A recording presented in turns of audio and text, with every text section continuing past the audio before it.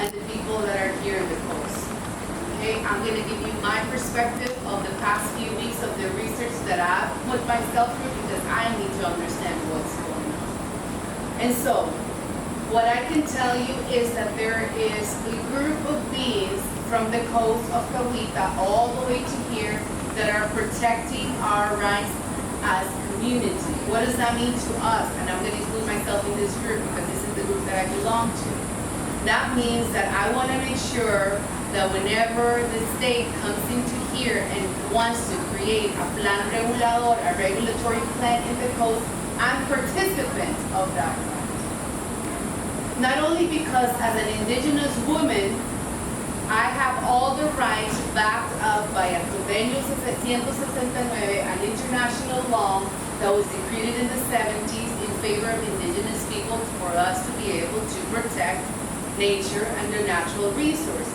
And therefore, that law says that anyone that wants to change any policy inside the territory or something that is going to affect my territory, you first have to come and communicate that to our people.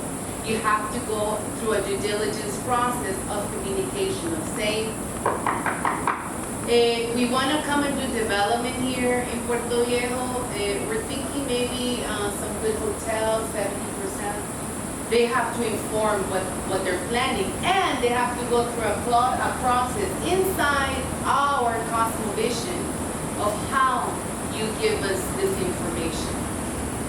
And it's not an easy process, it's a long process because we're talking about speaking to indigenous people that are in the mountain all day, that have no idea of politics or laws, and you have to then interpret all the material. So from the standpoint of the Kekoli indigenous people of Costa Rica, this is an invalid process. We are asking for this process to be nullified. No go. Why? Because according to the law of 169 in the OIT, we have the right to be called for a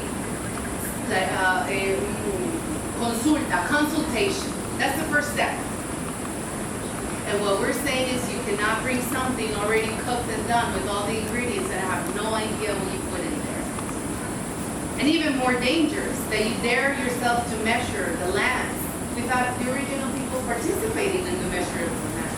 I mean, I feel like we have a lot of ancestors that know the lands a lot more better than the municipality or other entities that are doing this.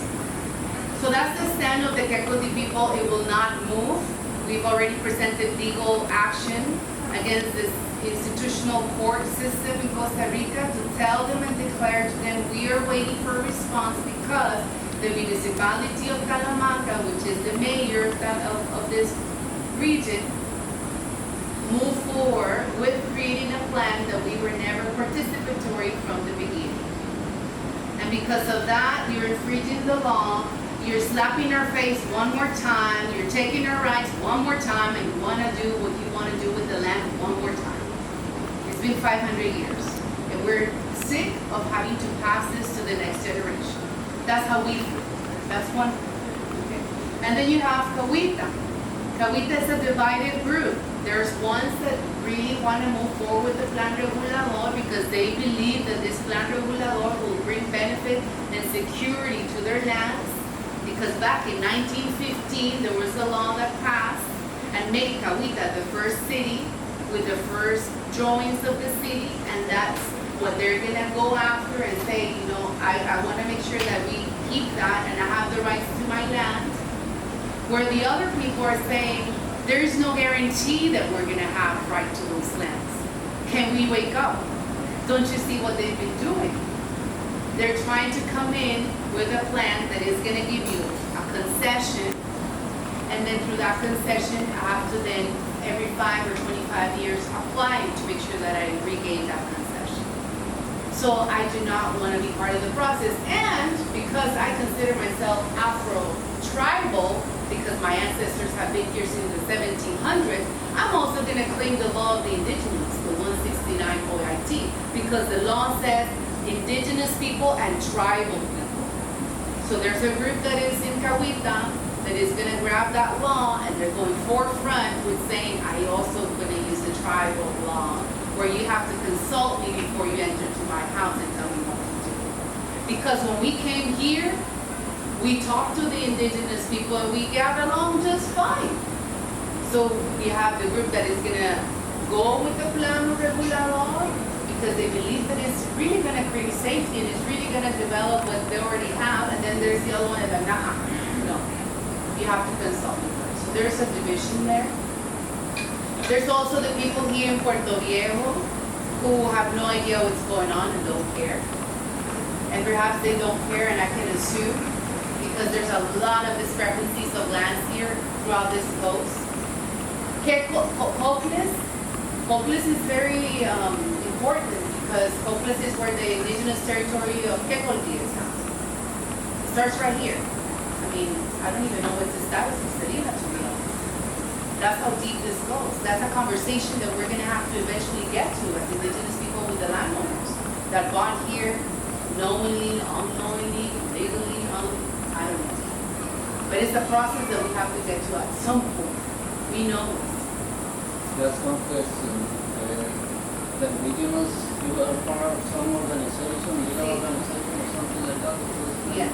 So I am working together with the Association of the Kekoldi Indigenous People, which are the people that are legally responding to the state.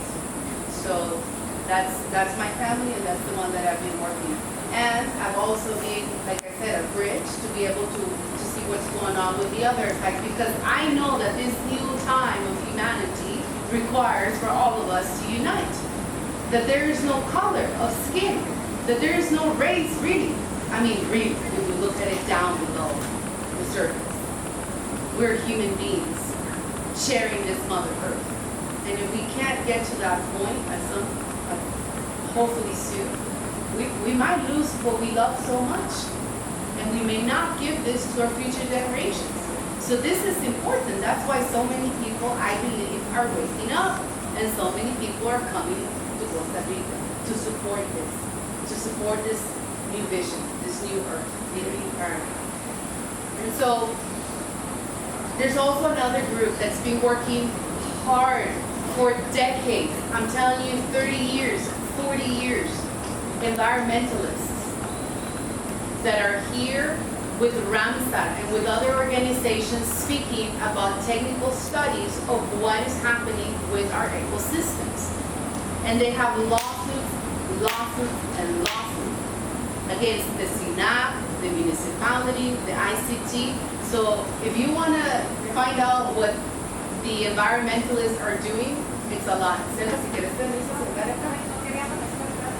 Selva is part of one of the organizations that have been leading here the environmentalists